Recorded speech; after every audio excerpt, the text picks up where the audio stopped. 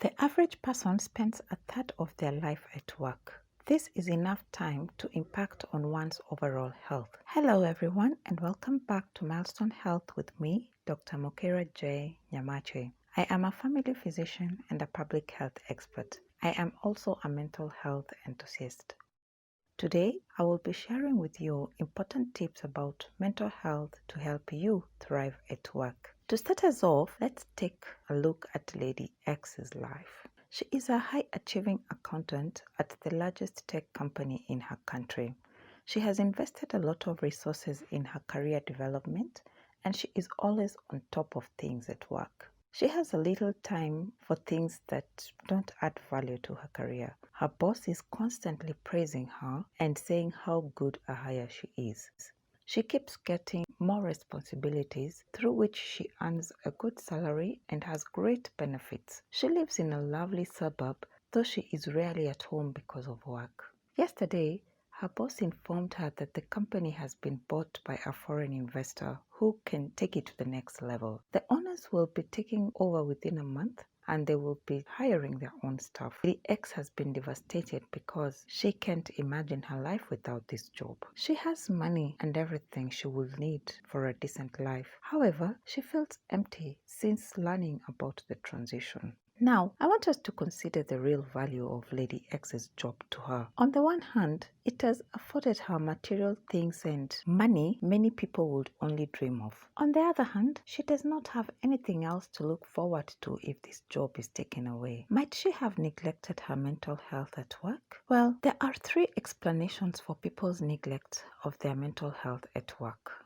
1. Mental health issues do not often have obvious symptoms and signs. This means that it is possible for someone to go about all activities as if everything is okay. Such people can mask their true feelings and sometimes use work as their main distraction. Since they perform well and achieve their targets, no one suspects that they have a problem. They often get promotions and additional perks and responsibilities because of their achievements. 2. Stigma. What is stigma? This is the perception of shame that one experiences either because of their own feelings and attitudes or from those of others.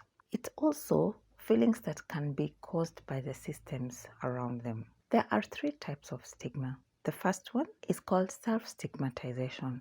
It arises from negative attitudes, including internalized shame that one has about his or her own condition or experiences. For example, someone might not be applying for jobs simply because they believe they are not good enough to get those jobs. The second type of stigma is called social stigma. In this case, we are talking about negative attitudes directed at a person from others, and it is because of something that is generally considered shameful. An example of this is people considering a person who is suffering from mental illness as being crazy or dangerous. The third type of stigma is called structural stigma, and it refers more to practices and policies or laws that actually lead to unfair treatment of people who have certain characteristics. Let me give you an example of this. We have some medical insurance schemes that exclude full treatment of mental health issues while they will provide covers for other medical conditions. That is a form of structural stigma. Now, let us look at the third reason as to why people neglect their mental health at work. This is ignorance. Despite the high levels of awareness, there are many people who still do not know that mental illness is a disease like any other. They therefore often fail to seek timely treatment and follow-up. This can lead to complications. Now, why is mental health so important at the workplace? There's a few reasons that we could mention here.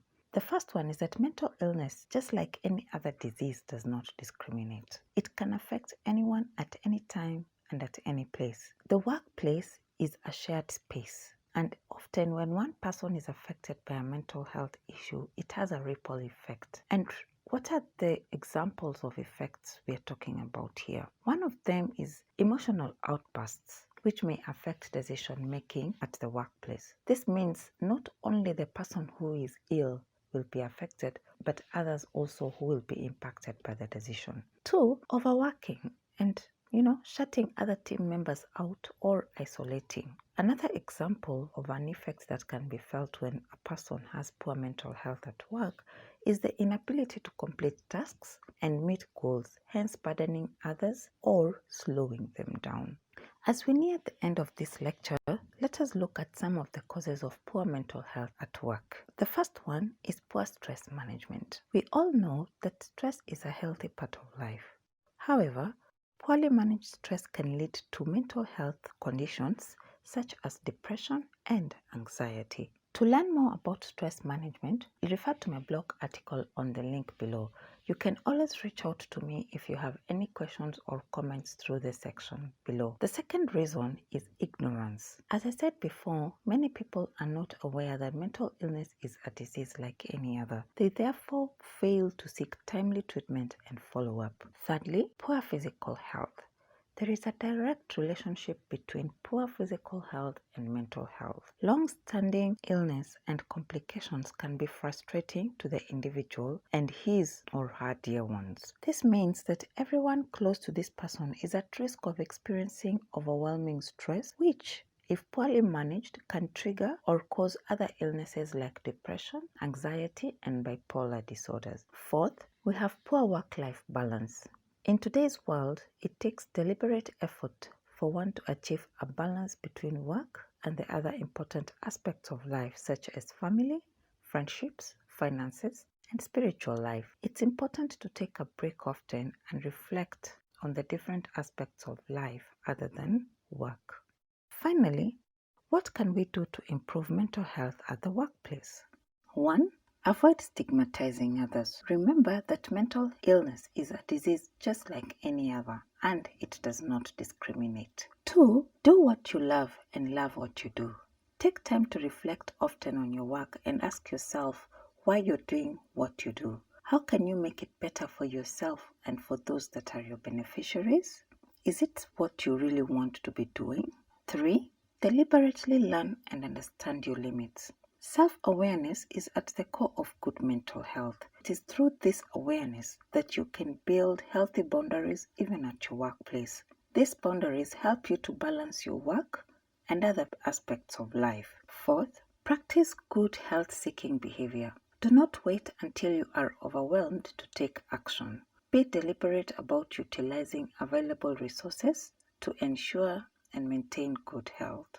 5. Practice work-life balance. How are your relationships?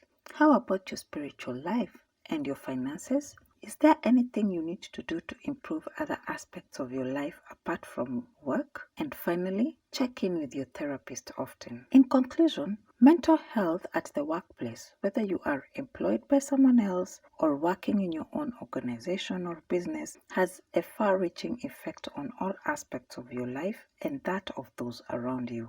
You can read my article on mental health at the workplace for more insights, and as usual, feel free to reach out through the comment section and if you have any questions or thoughts to share. Thank you for tuning into this lecture, and I look forward to our next engagement.